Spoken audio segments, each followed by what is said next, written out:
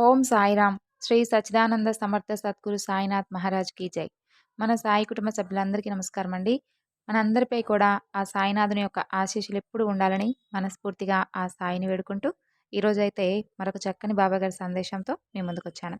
ఇక బాబాగారి సందేశం గురించి తెలుసుకుందాం. అంతకన్నా ముందు మన ఛానల్ని ఎవరైనా కొత్తగా చూసేవారు ఛానల్ని సబ్స్క్రైబ్ చేసుకొని వీడియో కనుక నచ్చినట్లయితే తప్పకుండా లైక్ చేయడం మాత్రం మర్చిపోకండి ఫ్రెండ్స్. ఇక బాబాగారి సందేశం గురించి తెలుసుకుందాం. ఈరోజు నీకు ఈ బాబా ఈ రాత్రి సమయంలో ఒక మంచి శుభవార్త వినిపించడానికి వచ్చాడు. నీ ముఖంలో చిరునవ్వు చూడాలని వచ్చాడు. నీ కన్నీరు తుడవడానికి, నీ కష్టాల్లో నీకు ఆసరాగా నిలిచేందుకు ఎవరూ రారని మరొకసారి చెబుతున్నాను. నీ కష్టకాలంలో నీతో ఉన్నటువంటి కపట వేషధారులందరూ నీ నుండి పారిపోతారు. కానీ నువ్వు ఏ స్థితిలో ఉన్నా నీ తండ్రి, నువ్వు నమ్మినటువంటి నీ గురువు, నీ సాయి మాత్రం నీకెప్పుడూ సహాయంగా, భరోసాగానే నిలుస్తాడు.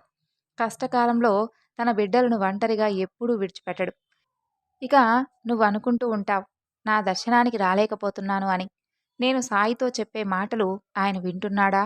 అసలు నా పరిస్థితి ఆయనకు తెలుసా? ఇలాంటి అనుమానాలు పెట్టుకోవద్దు. నేను నీతోనే ఉంటున్నాను. నువ్వెప్పుడైతే నన్ను నీతో ఉంటున్నాను అని నమ్ముతున్నావో, ఆ విధంగా ఎప్పుడైతే నీవు మనస్ఫూర్తిగా నా సాయి నా పక్కనే ఉంటాడు అని భావిస్తావో, అప్పుడు సదా నీకు నేను కనిపిస్తూనే ఉంటాను. ఎప్పుడూ అలాంటి ఆలోచనలు చేయవద్దు, బాధపడవద్దు. నీ గురించి నాకు తెలియదా? నేనెక్కడున్నా సరే నీ పలుకులు, నీ ప్రార్థన నాకు వినిపిస్తూనే ఉంటాయి. కానీ నువ్విలా అనుకోవచ్చు, బాబా, నేను సంతోషంగా ఉన్నప్పుడు నాకు నీడలా నీవు కనిపిస్తున్నావు, మరి నేను బాధలో ఉన్నప్పుడు మాత్రం ఎందుకు కనిపించడం లేదు అని. అందుకు మరి నా సమాధానం కూడా విను. నువ్వు బాధలో ఉంటే నేను నీలో ఉండి ఆ బాధను నేను భరిస్తున్నాను కాబట్టి నీకు కనిపించకుండా నేను నీలో దాగి ఉంటున్నాను. కొంచెం ఓపిక పట్టు. నీ కష్టమైనటువంటి రోజులు కూడా గడిచిపోబోతున్నాయి.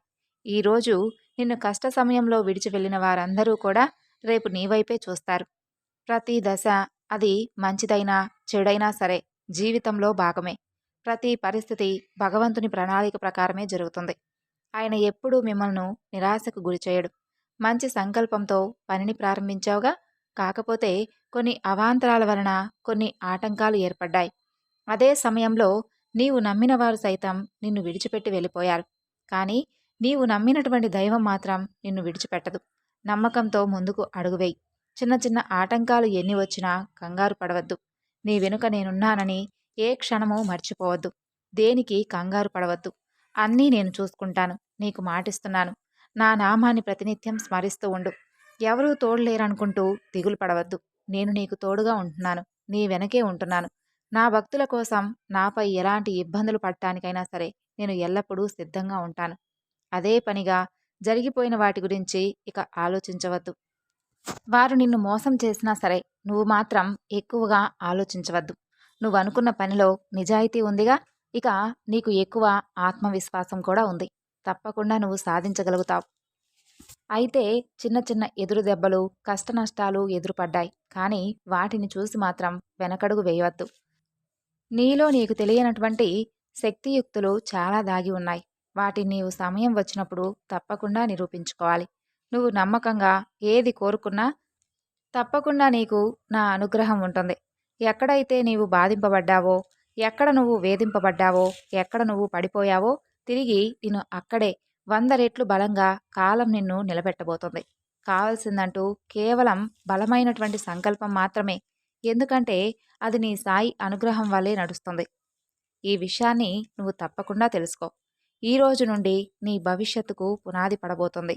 నీ జీవితం బంగారుమయం కాబోతుంది. నీవు ఎంత ఓర్పుగా మనసు పెట్టి నీ పనియందు దృష్టి ఉంచుతావో నీకు కలిగేటటువంటి అదృష్టం కూడా అంతే గొప్పగా ఉంటుంది. పరిస్థితులు ఎలా ఉన్నా సరే నీ కర్తవ్యాన్ని నీవు మర్చిపోవద్దు. జరగవలసినటువంటి పనులు జరిగేలా చూసుకోవడం నాది బాధ్యత. అవి జరిగేలా నేను నీకు దారి చూపిస్తాను. నీ లక్ష్యం చాలా గొప్పది. దాని యందు నిరుత్సాహం చూపవద్దు. త్వరలోనే మంచి రోజులు వస్తాయి. ఇక మరొక విషయం, నీ నుండి దూరమైనటువంటి అలాగే నిన్ను మోసం చేసిన వారి గురించి ఎక్కువగా ఆలోచించి నీ ఆరోగ్యాన్ని సైతం నువ్వు పాడు చేసుకోవద్దు.